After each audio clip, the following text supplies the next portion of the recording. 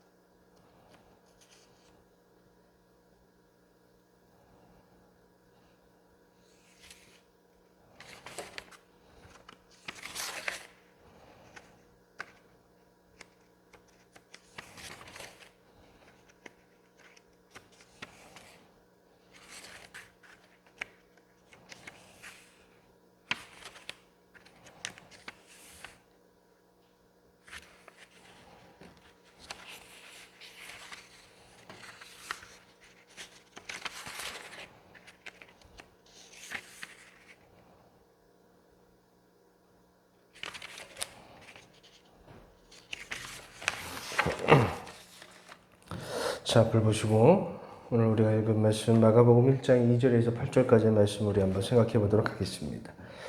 본문의 말씀을 간략하게 정리해 보자면 이러한 내용입니다. 마가는 요한과 예수님의 등장은 갑작스러운 일이거나 우연한 일로 벌어진 것이 아니라 하나님의 계획하심을 통해서 약속이 성취된 일이라는 것을 분명히 밝히고 있습니다. 2절과 3절 말씀에 선지자 이사의 글에 보라 내가 내 사자를 내 앞에 보내리니 그가 내 길을 준비하리라. 광야에 외치는 자의 소리가 있어 이르되 너희는 주의 길을 준비하라. 그의 오실 길을 곧게 하라. 기록된 것과 같이. 아멘. 그렇게 요한과 예수님의 등장은 유한한 일이 아니라 하나님의 계획하심에 따라 등장을 했다는 거예요. 그리고 요한은 기록된 말씀대로 주님의 길을 예비하며 광야로 나가서 말씀을 선포했다라고 기록하고 있습니다. 그리고 그가 광야에서 나아가 선포한 말씀은 죄와 회개에 관한 것이었어요. 4절과 5절 말씀이죠. 세례요한이 광야에 이르러 죄사함을 받게 하는 회개의 세례를 전파하니 온 유대 지방과 예루살렘이 다 나아가 자기 죄를 자복하고 요단강에서 그에게 세례를 받더라. 아멘. 그러니까 이 마가가 얘기하는 건 그거예요. 예수님의 등장과 세례요한의 등장은 우연한 것이 아니라 하나님의 계획하심과 약속하신 대로 그 약속을 성취하는 구세주로 예수님께서 오셨다라는 것이 이제 이 복음서의 핵심이라는 것을 마가가 밝히고 있는 겁니다. 자, 그러면 오늘 우리가 이제 내용은 알겠고, 그럼 본문을 통해서 우리가 생각해 봐야 될 것이 있다면 무엇일까? 저는 한번 곰곰이 생각해 봤어요.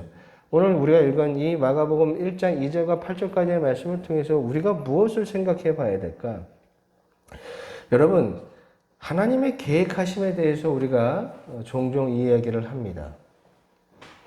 한 달 전인가요? 제가 로마서 15장에 관한 말씀을 이야기하면서 하나님의 계획하심에 관한 말씀을 살펴본 적이 있습니다. 제가 찾아보니까 약 한 달 전쯤이었어요. 5월 달에니까. 그러니까 나를 향한 하나님의 계획하심, 우리를 향한 하나님의 계획하심이 도대체 무엇이냐 이것이죠. 나를 향하신 하나님의 계획하심과 나를 향한 하나님의 그 비전을 찾고 아는 것이 좋은 신앙이라고 생각하던 시절이 저에게 있었습니다. 나만을 향한 특별한 하나님의 계획하심, 나만을 향한 특별한 하나님의 비전, 그것이 있을 거라고 생각하고 열심히 그 비전을 찾기 위해서 노력했던 그런 시절이 있었습니다. 그러면서 기록된 말씀, 성경 어디에도 없는 하나님의 말씀을 들으려고 노력했던 시절, 그런 시간들이 저에게 있었고 아마 많은 분들이 그렇게 그와 방식대로 저와 같은 방식대로 신앙생활을 해왔을 겁니다. 하나님이 나를 향한 하나님의 특별하심이 뭘까? 하나님이 나를 향한 목적이 뭘까? 하나님 나를 통해서 이루고자 하시는 비전이 무엇일까? 그걸 아는 것이 좋은 신앙인 것처럼 생각하던 시절이 있었다는 거예요.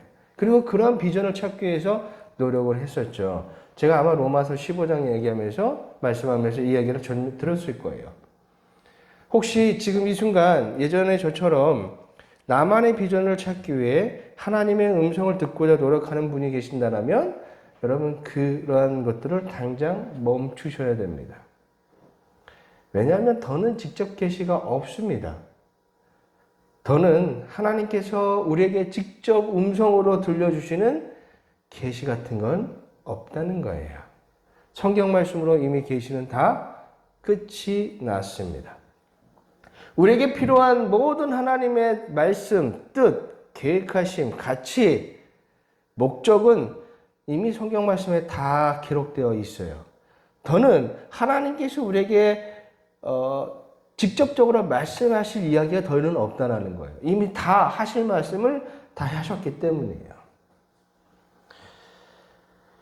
여러분, 그래서 우리가 성경을 통해서 하나님의 그 뜻을, 하나님의 계획하심을 우리가 다 알 수가 있어요. 근데, 자, 우리가 한번 생각할 것이 있다면, 여러분, 성경은 어떤 책입니까? 성경은요, 인류의 기원을 말하는 책이 아닙니다. 또한 인류의 모든 것을 기록하고 있는 역사책도 아니고, 우리의 모든 문제를 해결해주는 백과사전도 아니라는 것을 저와 여러분 분명히 아셔야 돼요. 여러분, 성경을 통해서 하나님께서 말씀하시는 계획함과 성경을 통해서 하나님이 말씀하시는 그 약속과 성경을 통해서 하나님이 말씀하시는 약속의 그 성취는 단 하나뿐이에요. 다른 거 말하지 않습니다. 오직 구원만을 말씀하고 있다라는 거예요. 왜 우리에게 구원이 필요했는지, 그리고 왜 우리가 어떻게 하면 구원을 얻을 수 있는지, 그리고 구원을 얻은 후에 우리가 어떻게 살아가는지, 그것만을 얘기하고 있다는 거예요. 저와 여러분의 구원에 관한 이야기이고, 이 땅을 살아가고 살아갔던, 그리고 앞으로 살아갈 모든 이들의 구원에 관한 책이 성경인 거예요. 성경은 구원에 관한 책입니다.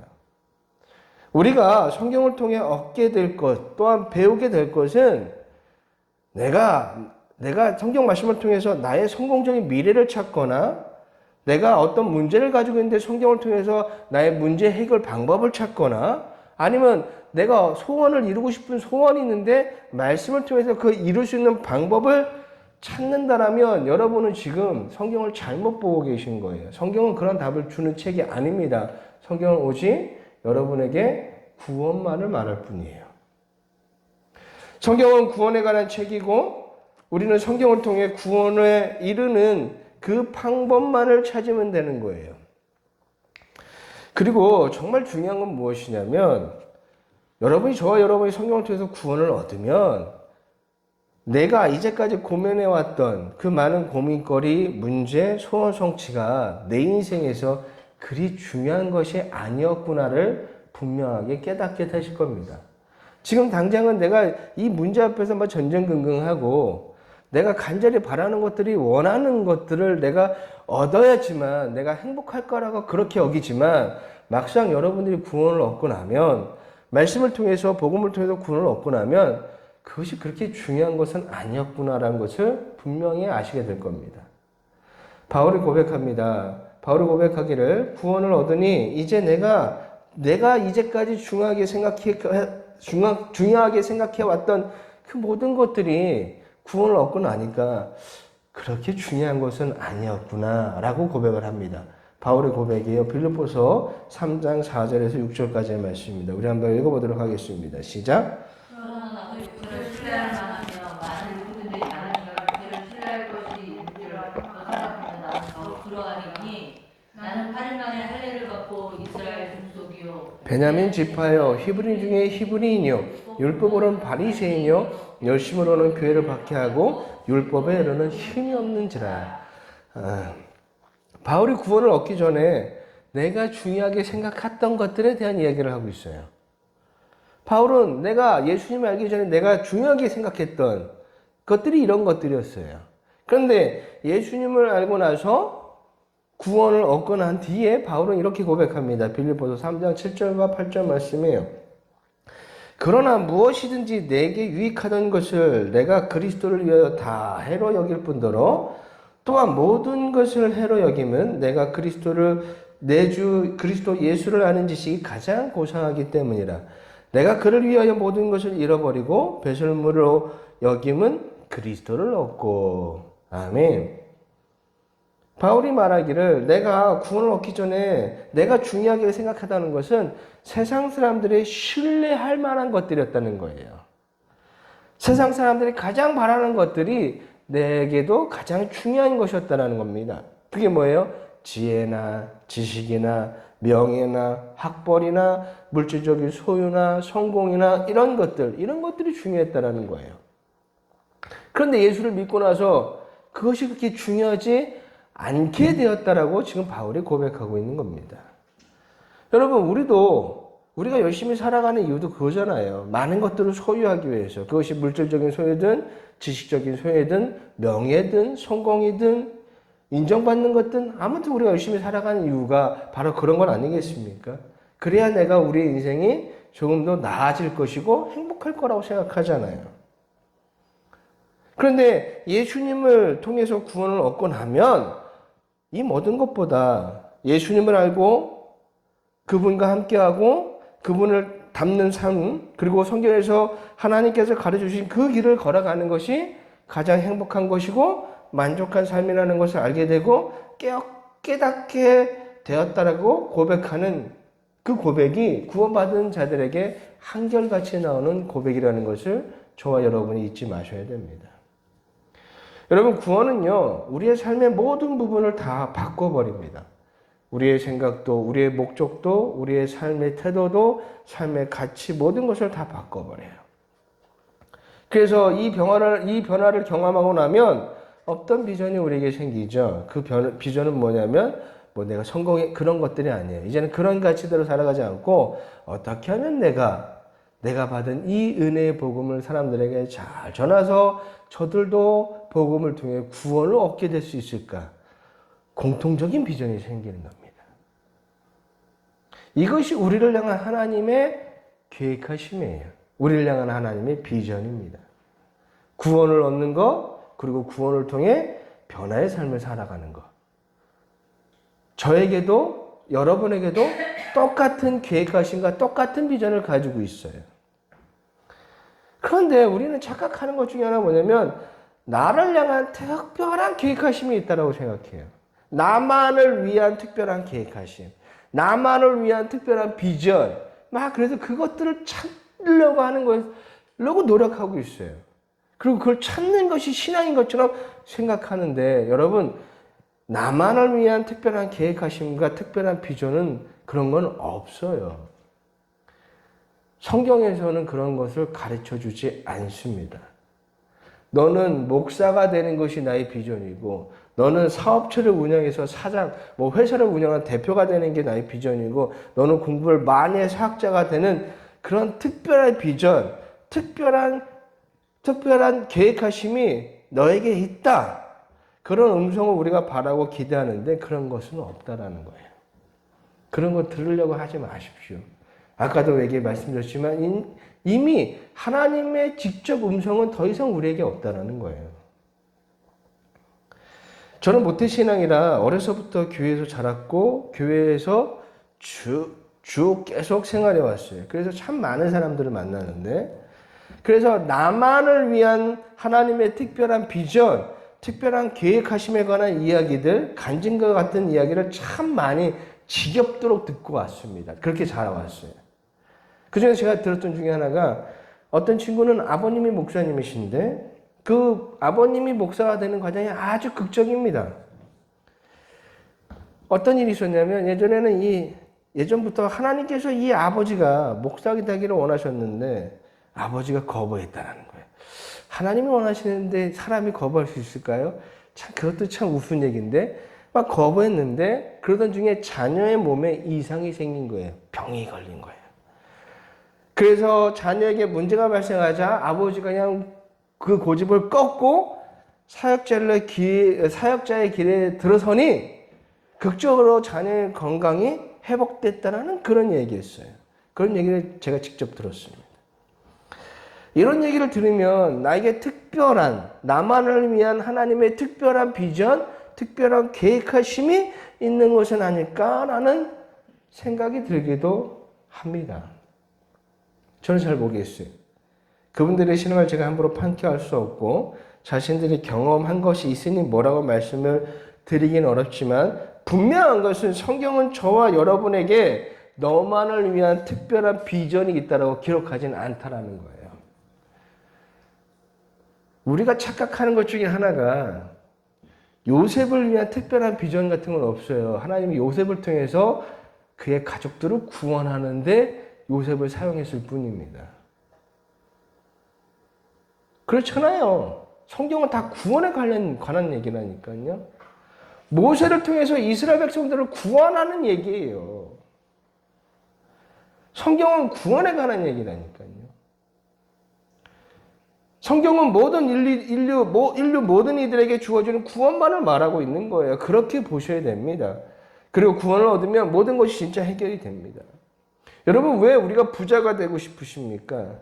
여러분 인간의 삶의 궁극적인 목적은 행복이 있잖아요. 행복하고 싶어서 부자가 되는 거잖아요. 행복하기 위해서 돈을 벌고 행복하기 위해서 여행을 떠나고 행복하기 위해서 무언가를 배우고 소유하고 얻으려고 하는 것이 바로 그 다 행복에 있는 거예요.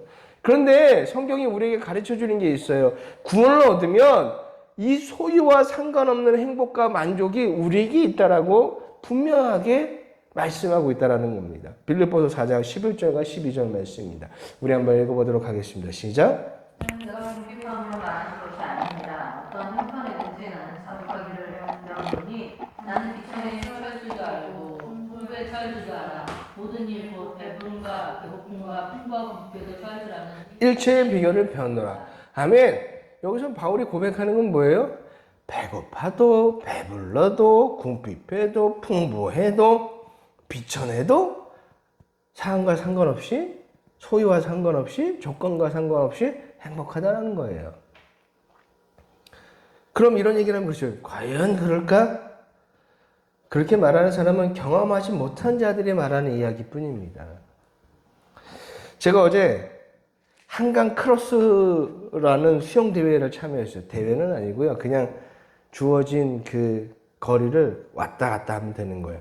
그러니까 약 1.8km라고 말하는데 사실 1.8km는 좀 안 될 것 같아요. 아무튼 그런 거리를 갔다 오면 되는 겁니다. 그러면 1등, 2등이 없어요. 그냥 완주 메달을 하나 주는 건데 정말 많은 분들이 오셨는데 가기 전에 솔직히 약간 겁이 났어요. 왜 겁이 났냐면 이런저런 이야기를 참 많이 들었습니다. 제가 이 대회를 나간다고 하니까 어떤 사람이 막 얘기는 물이 더럽더라더라. 막 물맛이 막 이상하고 어떤 사람은 뭐 수영하다가 쥐하고 눈이 마주쳤다는 뭐 그런 얘기도 있고 다녀오면 물이 더러우니까 구충제를 꼭 먹어야 한다더라. 막 이런 얘기들 막 있죠. 부정적인 걸 듣다 보니까 두려움이 막 생기는 거예요. 근데 막상 하고 나니까 너무 재밌었어요. 그래서 어제 같이 수영하는 친구 중에 한 명과 같이 했는데 딱 끝나고 나오자마자 저희가 뭐라고 했냐면 내년에는 한번 맨발로 한번 참여해볼까? 내년에도 우리 또 오자라는 얘기를 했어요. 재밌거든요. 사람들은 두려움에 할 수 없는 핑계, 이런저런 핑계들을 막 대거든요. 물이 더럽다. 사람들 얘기 들어보니까 뭐 일주일 내내 막 입에서 그 물맛이 돌아다니는데, 아우. 하지만 경험한 사람은 압니다. 그럴 수 있겠죠. 물이 더럽게 느낄 수도 있고, 물맛이 이상할 수도 있고, 진짜 쥐와 눈이 마주칠 수도 있어요. 그런데 그 수영을 통해서 뭔가 완주했다는 그 기쁨이 그 이상의 즐거움을 주니까 한 번 참가한 사람들은 계속 매년 참가한대요. 저도 한번 해보고 싶어요. 제 힘이 닿는 데까지. 구원을 모르는 사람들이 바울의 고백을 들으면 그런 거예요. 과연 그럴까? 저런 일이 가능할까? 에이, 라고 말하지만 구원받은 자라면 바울의 고백에 깊은 공감을 가진다는 거예요. 느낀다는 거죠. 그가 고백하고 있는 것이 무엇인지를 구원을 얻은 자들은 그냥 알아요. 경험해 본 사람은 압니다. 성경은요, 구원을 말하는 책이고요. 성경을 통해 구원으로 나가는 그 길을 저와 여러분들이 발견하셔야 됩니다. 그렇게 우리가 성경을 통해 예수를 만나서 구원을 얻으면 우리에게 새로운 비전이 찾아옵니다. 나만을 위한 특별한 비전이 아니라 공통적으로 저와 여러분에게 주어진 비전이 있어요. 조금 전에 말씀드렸지만 그 비전은 나에게 구원을 알려주시는 이 복음을 전하고 싶어하는 사람이 된다는 겁니다. 다시 말해서 복음을 전하는 사람이 되는 거예요. 세례 요한이 주님에게를 예배했던 것처럼 구원을 얻은 사람은 예수님이 다시 오시는 그날까지 그 길을 예비하는 사람이 됩니다. 예수님께서는 다시 이 땅에 분명히 오실 겁니다. 누가복음 21장 27절 말씀입니다. 그때 사람들이 인자가 구름을 타고 능력과 큰 영광으로 오는 것을 보리라. 처음에 오셨던 모습과는 다르게 예수님은 심판의 주로 다시 재림하실 거예요. 우리는 그때를 기다리며 살아가야 하는데 그 길은 우리가 살아가야 될 모습이 우리에게 분명히 있다는 것입니다. 에베소서 2장 10절 말씀에 한번 읽어보도록 하겠습니다. 시작! 우리는 그가 만드신 바라 그리스도 예수 안에서 선한 일을 위하여 지으심을 받은 자니 이 일은 하나님의 전에 예비하사 우리로 그 가운데서 행하게 하려 하심이니라. 아멘. 우리를 통해서 선한 일을 행하려 하신다라고 말씀하고 있어요. 그러면 선한 일 그것이 무엇일까요? 에베소서 4장 28절에서 32절까지 말씀인데 제가 한번 읽어드리겠습니다. 도둑질하는 자는 다시 도둑질하지 말고 돌이켜 가난한 자들에게 구제할 수 있도록 자기 손으로 수고하여 선한 일을 하라. 무릇 더러운 말을 내 입 밖에도 내지 말고 오직 덕을 세우는데 소용하는 대로 선한 말을 하여 듣는 자들에게 은혜를 끼치게 하라. 하나님의 성령을 근심하게 하지 말라. 그 안에 너희가 구원의 날까지 인치심을 받았느니라. 너희는 모든 악독과 노함과 분냄과 더드는 떠드는 것과 비방하는 것을 모든 악의와 함께 버리고 서로 친절하며 불쌍히 여기며 서로 용서하기를 하나님이 그리스도 안에서 너희를 용서한 같이 하라. 아멘. 이것이 선한 삶이에요. 우린 예수님이 재림하기 전까지 이러한 삶을 살아야 됩니다. 그런데 여러분, 이보다 더 근본적인 선한 삶이 있는데 그것이 무엇이냐면 바로 복음을 선포하는 겁니다. 본문 4절 말씀입니다. 우리 한번 읽어보도록 하겠습니다. 시작. 세례 요한이 광야에 이르러 죄사함을 받게 하는 세례를 전파하니. 아멘. 우리가 들었고 그래서 믿어서 우리를 구원에 이르게 한 이 복음의 메시지를 전하는 것이 구원받은 자에 나타나는 첫 번째 모습인 거예요. 말씀대로 사는 것도 중요하고 더러운 말을 하지 않는 것도 중요하고 용서하는 삶을 사는 것도 중요합니다. 하지만 더 중요한 것은 바로 예수 그리스도에 관한 복음을 선포하는 삶이 믿음인 사람인 저와 여러분이 소유하는 우리 삶에 반드시 있어야 된다는 것을 우리가 기억하셔야 돼요. 여러분의 입술을 통해 복음을 선포하는 것이 구원받은 자의 삶 중에서 가장 중요한 거예요. 구원을 선포하고 복음을 선포하는 사람이 되셔야 됩니다. 구원받은 자는 그 구원을 나만 알고 있지 않습니다. 내가 받은 구원을, 나에게 구원을 얻기 복음을 분명히 전하고 싶어하는 사람이 된다는 거예요. 내가 예수를 믿었는데 그래서 나는 구원을 받았다고 생각하는데 단 한 명에게도 복음을 전해본 적이 없다? 저는 분명히 문제가 있다고 생각합니다. 예수를 믿어서 구원을 얻으면 그 구원받은 사람은 복음을 전하고 싶어하는 사람이 돼요. 내 성격이 내성적이라 사람들 앞에서 말하는 것이 창피하고 쑥스러워서 못한다? 아니에요. 구원 얻으면 어떻게든지 복음을 전할 방법을 찾습니다. 여러분, 우리가 착각하는 것 중에 하나가 구원 얻으면 제가 모든 것이 바뀐다고 하니까 성격마저도 180도로 바뀐다고 생각하는데 그렇지는 않아요. 그럴 수 있지만 대부분은 그냥 하나님께서 그 모습 그대로 우리를 사용하시거든요. 사용한다는 게 뭐냐면 뭐 특별한 비전 그게 아니라 그 모습 그대로 복음을 전하는 방법들, 전하는 사람으로 하나님께서 만드시는 거예요. 그러니까 내성적인 사람이 예수를 믿었다고 해서 갑자기 외형적인 사람이 되는 건 아닙니다. 그러면 내성적인 사람 어떻게 해? 나는 사람들 앞에서 나와서 막 사람들 만나서 막 복음을 말한다는 게 참 쑥스럽고 부끄러워서 말도 못하는데 그럼 나는 어떻게 해야 될 거예요? 난 구원받은 사람이 아닐까? 아니죠. 그렇다고 해서 가만히 있지는 않습니다. 요즘에는 SNS이 많이 발달되어 있잖아요. 내가 직접 하지 못하지만, 직접 말은 못하지만 영상을 만들어서 뭐 틱톡, 뭐 릴스 만듭니까? 릴스 쇼츠 같은 거. 그런 걸로 복음을 충분히 전할 수 있잖아요. 좋은 목사님들의 말씀들을 엮어서 사람들에게 전파할 수도 있잖아요. 못하는 것이 아니라 안 하는 거예요. 못하는 것이 아니라 하지 않는 것입니다. 할 수 없는 것이 아니라 할 마음이 없는 거예요. 근데 구원받은 사람은 어떻게든지 복음을 전하려고 한다는 겁니다. 구원을 얻으면 복음을 전하는 사람이 됩니다. 그러나 여러분, 복음을 전하는 일이 그리 쉬운 일은 아닙니다. 4절 말씀을 다시 한번 읽어볼까요? 읽어보도록 하겠습니다. 시작. 세례 요한이 광야에 이르러 죄사함을 받게 하는 회개의 세례를 전파하니. 아멘. 요한이요, 복음을 전하는데 어디로 나가 있냐면 광야로 나갔어요. 광야가 어떤 곳입니까? 광야를 히브리어 보니까 뭐 미드바르, 뭐 헬라어로는 뭐 에레모스인데 뭐 그런 건 잘 모르셔도 되고 뜻을 풀이하니까 이런 거예요. 외로운, 적막한, 혼자뿐인, 고독한, 버려진, 쓸쓸한 것.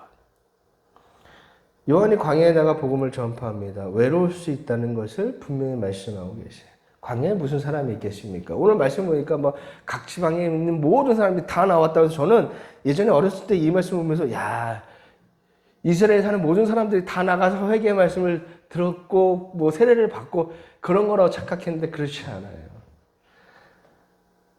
사람들이 모였으면 얼마나 모였겠습니까? 아무도 듣지 않을 수 있습니다. 우리가 아무리 외쳐도 사람들은 우리의 소리를 외면할 것입니다. 예수님께서 당신들을 위해 당신들의 죄값을 위해 대신 치르시기 위해 죽으셨습니다. 십자가에 달려 돌아가셨습니다. 예수님만 믿으면 구원을 얻습니다. 이러한 말하는 소리를 듣고 싶어하는 사람은 거의 없습니다. 여전히 자신의 힘으로 살아가는 사람들에게 이러한 외침은요, 외면당할 것입니다. 어려서부터 자신의 노력을 살아가는 사람들에게 이러한 선포는 분명히 말도 안 되는 얘기예요. 수천 번, 수백 번, 수천 번, 아니 수만 번을 전해도 듣는 사람보다 듣지 않는 사람들이 더 많을 거예요. 그래서 외로울 것입니다. 그러다 보면 어느 순간 정말 어느 때는요, 아무도 듣지 않는 이야기를 내가 계속 해야 되나? 내가 굳이 사람들에게 가서 이런 얘기를 내가 꼭 이야기해야 되나? 라는 마음이 들기도 할 것입니다. 그럼에도 우리는 해야 된다는 거예요. 왜냐하면 그것이 우리에게 주어진 첫 번째 사명이고 미션이고 비전이고 삶의 목적이기 때문이에요.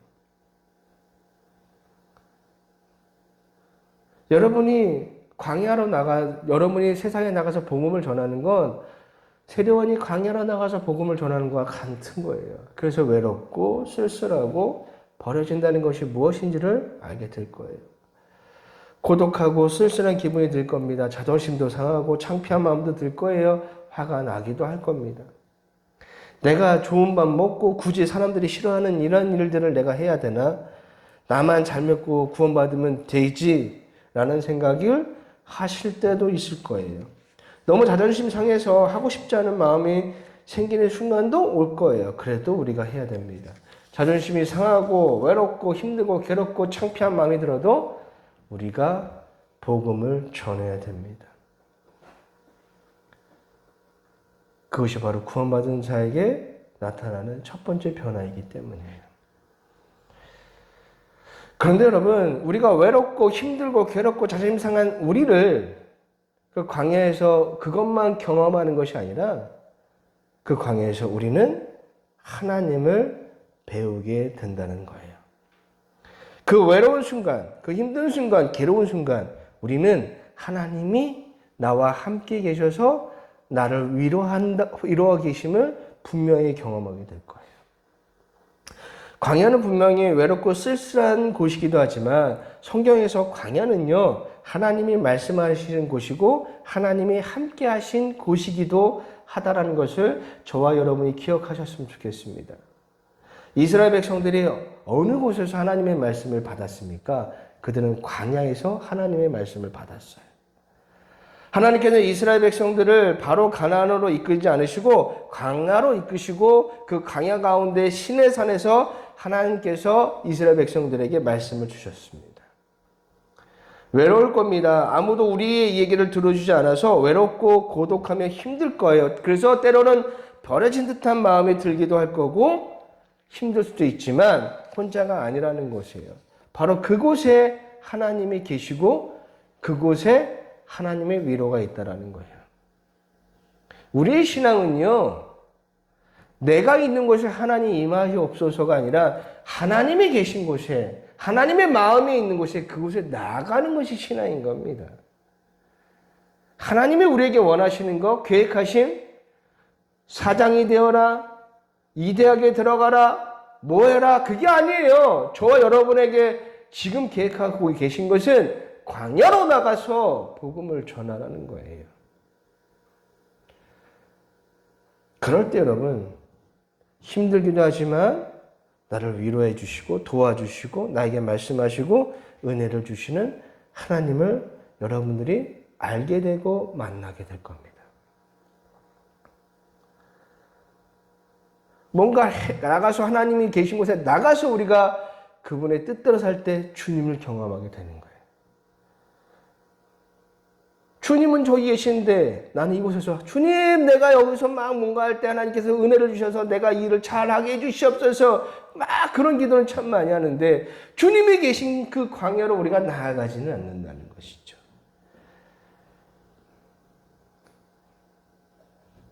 사랑하는 온전하게 성도 여러분, 예수님은 우리를 위하여 인간의 몸을 입으셨어요. 그렇게 하지 않으셔도 돼요. 왜 굳이 인간의 몸을 입으시고 그런 수치스러운 일을 예수님은 감당하셔야만 했을 거예요. 여러분 한번 생각해 보세요. 여러분에게 지금 더럽고 막 냄새나는 옷을 주면서 입으라고 하신다면 여러분이 그 옷을 기쁜 마음으로 입으실 수 있으시겠습니까? 없죠. 우선 우리는 옷만 갈아입는 것조차도 우리는 거부하는 우리인데 신이신 예수님께서 성자 하나님이신 예수님께서 저와 여러분을 살리시기 위해서 자신의 만드신 피조물의 형체를 입으셨습니다. 죄로 가득한 인간의 몸을 입으셨어요. 어떤 것도 하나님을 가둘 수 없는데 스스로 인간의 몸에 자신을 가두셨습니다. 그 자체로 인간의 몸을 입어 구속당하는 그 행위 자체로 이미 하나님은 수치를 당하고 계신 거예요. 그런데 하나님께서 예수님께서 그렇게 하신 것은 저와 여러분을 살리시기 위해서 그렇게 하신 거예요. 고통스럽고 아프셨고 멸시가 무엇인지 수치가 무엇인지 많은 것들을 당하고 죽임을 당하셨죠. 참 미련해 보입니다. 어처구니 없는 그런 일을 예수님이 우리를 위해서 하셨어요.